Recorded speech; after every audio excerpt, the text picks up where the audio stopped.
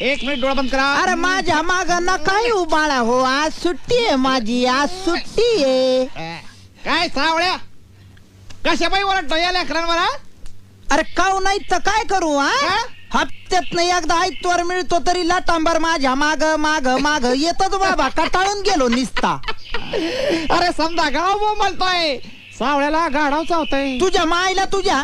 अरे पेरमानं म्हणतोय मी त्यांना म्हणलो बघा हो सावळ्या केवढी माय आहे त्यांची, काय कराय की नाही. लय कटाळून गेलोय बाबा सध्या. दररोज सकाळी उठायचं, गाढव बाहेर काढायची, माती वाढायची, घरी आणायची, मडकी बनवायची, बाजारात न्यायची, युकायची, ती गाढव, ती माती आणि ती गंगी. अरे सावळ्या कटाळा आलाय बाबा. नाही मी म्हणतो यालाच संसार म्हणतात, परपंच म्हणतात. अरे परपंच कुठं घालायचा हा परपंच? अरे असं कटाळून कसं चालेल बाबा? तुला काय जातंय बोलायला? तू आपला असा एकला सांड्याच्या सांड्या अरे लय कटकट असती बाबा.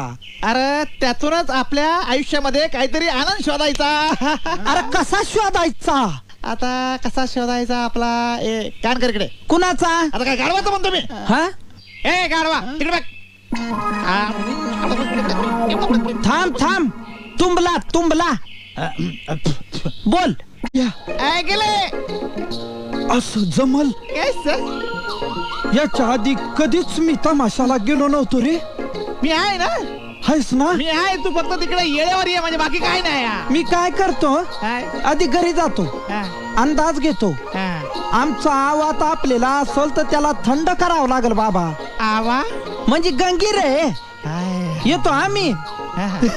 सध्या तू काय करशील त्याचा नियमच नाही बा.